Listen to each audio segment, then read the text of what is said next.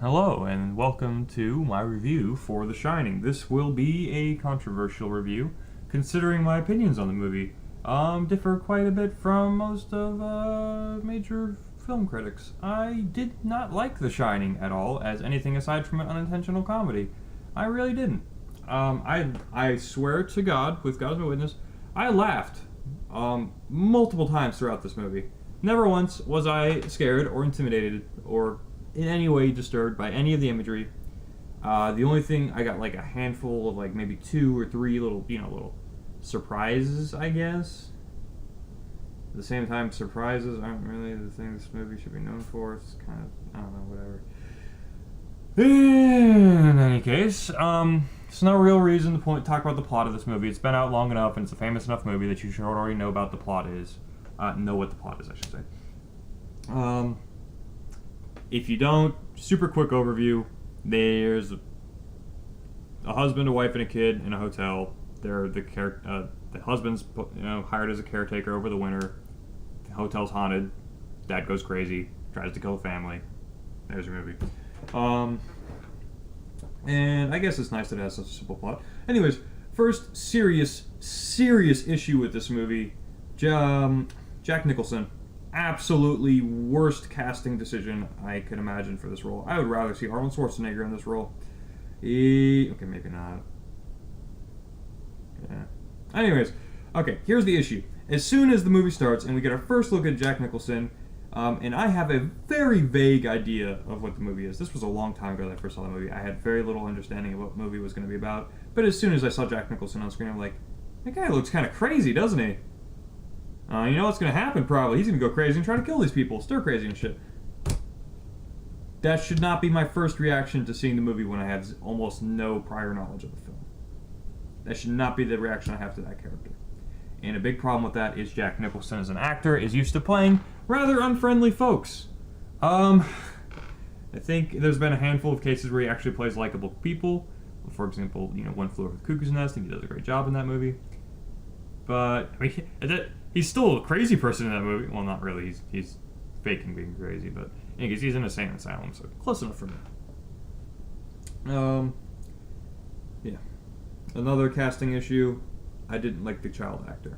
He wasn't the worst. He was decent.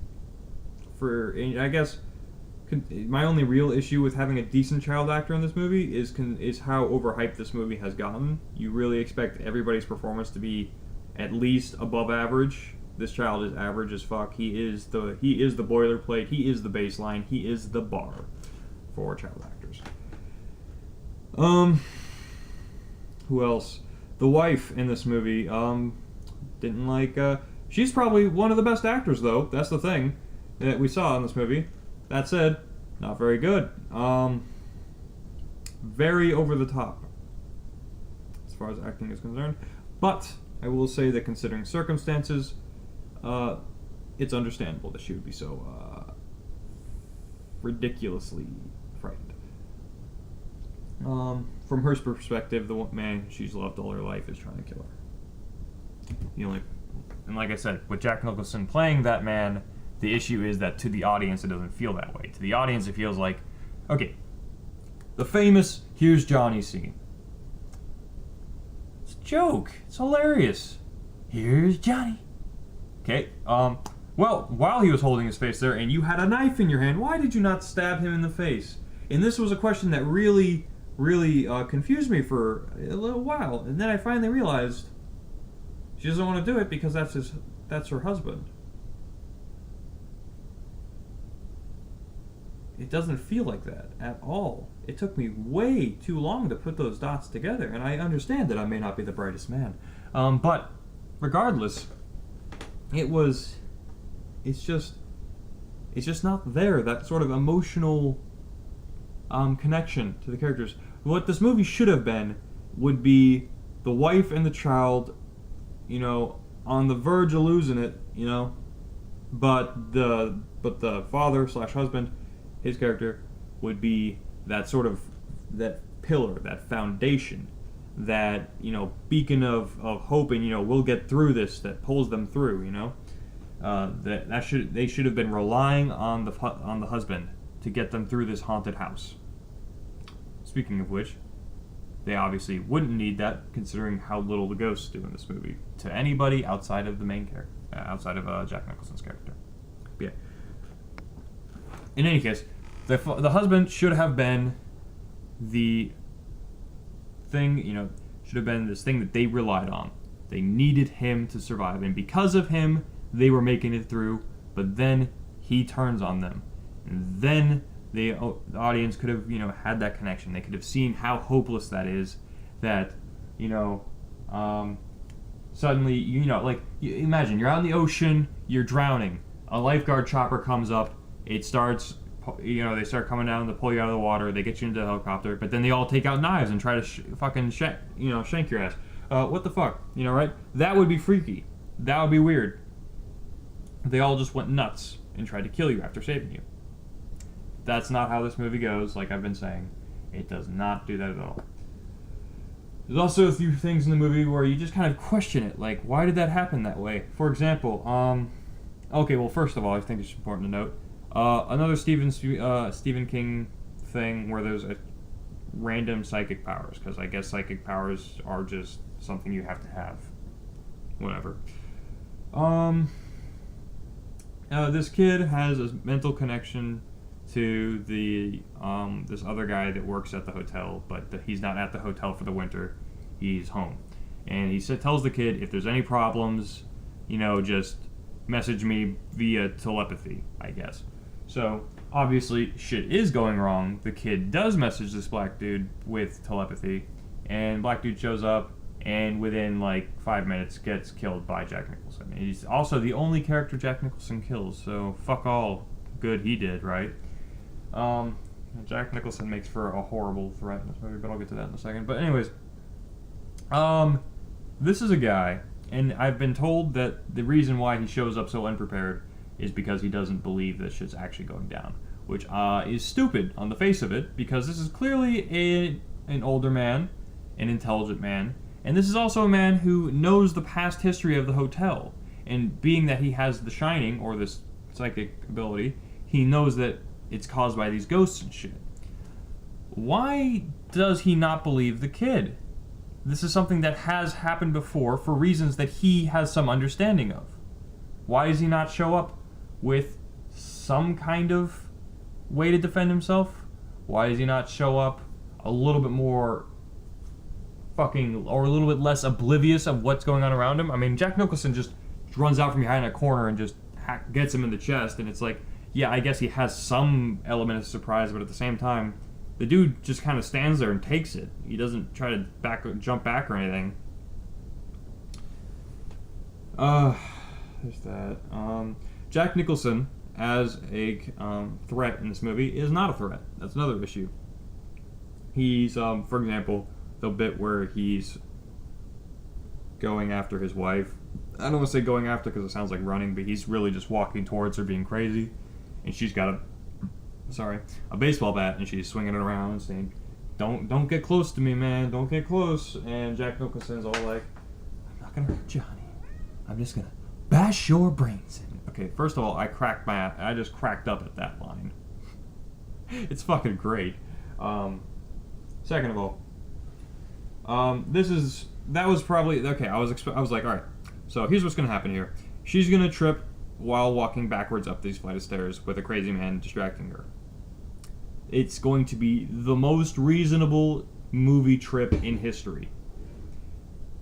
They're tripping over something because they're clearly distracted by something while defending themselves from something. There would be no better reason to trip right now. She doesn't trip, though, which is fine. She doesn't trip. She knocks him out. She knocks the dude out and locks him up in the fridge or whatever, and then I think it's the pantry, and these ghosts show up, and this one ghost, actually, I should say. Well, this ghost shows up, and he's all like, TLDR, he's like, man, you suck at this. Here, I'll get the door for you. One more go. We are losing faith in you. It's like, the ghosts are like, you're a shit murderer. You got knocked out by this chick and just locked up in the pantry, left to rot. Movie would have been over, but the only time in the movie the ghosts actually have an impact on their surroundings is when they let this guy out of the room, which is a problem with the ghosts. The ghosts are also not threatening. There's nothing really threatening in this movie. I mean, Jack Nicholson is just some nut with an axe, and that's the best this hotel can throw at you. It's not very much to be afraid of, really. It has to feel like a threat to you. I mean, I'm no martial arts expert, but this guy does not demonstrate a whole lot of poise or grace or anything. I can imagine that it has some kind of relation to him, the fact that he's going crazy.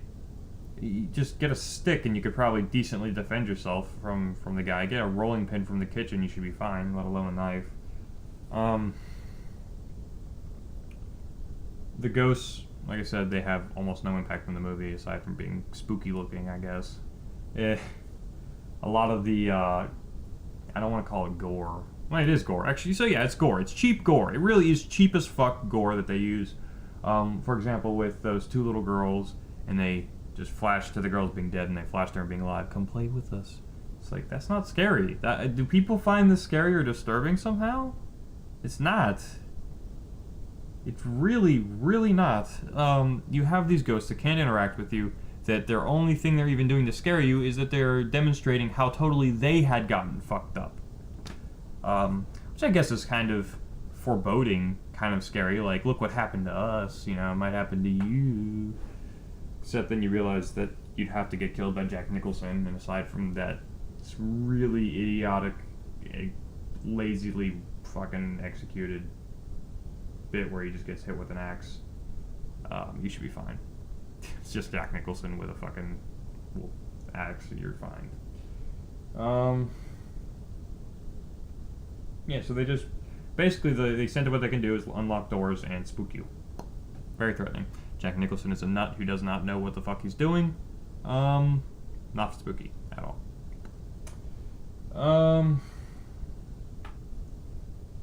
Yeah. There's a bit more I had to say on it. What was it? Ah, yes. The ridiculous... Okay, okay, I know some artsy fucks. They have good taste in movies. I'm not saying they're pretentious. I just call them artsy fucks.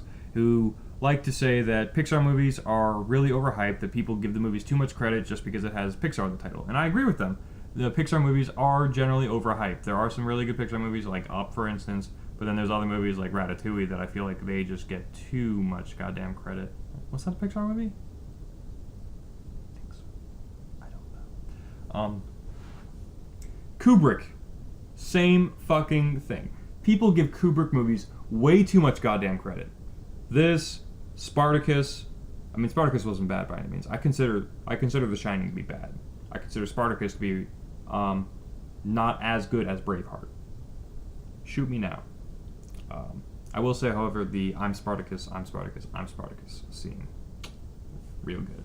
Got the tears going. It's like, those dudes. That's bro. But yeah. In this movie, Kubrick tries to make some kind of allegory to, the genocide of the Native Americans and the Holocaust in World War II. He hides a lot of symbolism and imagery around the place for it. At least that's something I kind of, picked up on. I think they even mentioned... was The Shining the movie that started the stereotype cliche of this was built on an Indian gravesite? Is this the movie that started that? I feel like it might be. Shadow, stop. No, he's gonna be doing that. Okay. It's really grasping at straws. How does this relate to any of that at all? It's really, like I say, it's just grasping at straws. It's like, it's honestly... I don't want to call it completely pretentious, but it's definitely somewhat pretentious. It just there's not enough of a connection. I mean, you can insert very subtle symbolism there, it just won't work out. But for some reason, it's a Kubrick movie, so people say, it is art. It's not, pretentious, or there's not too much of a gap between plot material and symbolic reference. I'm probably using horribly inaccurate terms there for that. Yeah. I wouldn't even recommend this movie to watch as an intentional comedy, though, because a great deal of the movie is just rather boring. There's also that red rum shit that you've seen in, like, fucking half of Stephen King's shit, or at least I've seen it in Desperation. Maybe I'm wrong about that. Maybe it's just this in Desperation, but in any case, were people honestly surprised what red rum was when they saw it in the mirror? Was that honestly a big reveal? Because to me it felt like, oh, now Kubrick is shoving it in our face that this is murder backwards. Like, who hasn't figured that out by now? It's backwards. It's not a letter scramble. That would be reasonable that they have to show it to the audience. It's just backwards. It's not even that big of a deal, really. Oh, he's writing murder on the walls. He's fucking 5. What are you so spooked about? I mean, spooky shit's happening, I guess. But she's fucking loses. She's like, oh, God! Which is... That was a really childish imitation. Which is, part of what I was talking about when I say her character's reactions are a lot of the time very over the top. I really do not see what people see in this movie. I really don't. I'll probably do a review for Spartacus next. It's a movie I don't really have too much to say about it. It'll just be a short review. In any case, I will give The Shining a 5 out of 10. Yeah. Much like the Iron Man 3. Okay, I'm not saying this is a movie that... I'm not saying this movie is like Iron Man 3. However, much like the rating I gave to Iron Man 3, this is a movie that I would have liked to give a rating of 5.5 out of 10, but I don't believe in giving half ratings to things unless there's a special case for it. There isn't a special case for this movie. I'm going to round down and say it's a 5 out of 10. I did not like it at all. Maybe I'm missing the point. Tell me I'm missing the point in the comments. Just tell it to me. Just say I'm missing the point, and if this artsy, pretentious, schlock, poorly executed shit tickles your fancy, tell me I'm just missing the point in the comments, and it will all feel better. Anyways, that's about that. So have a great day. Bye. Bye-bye.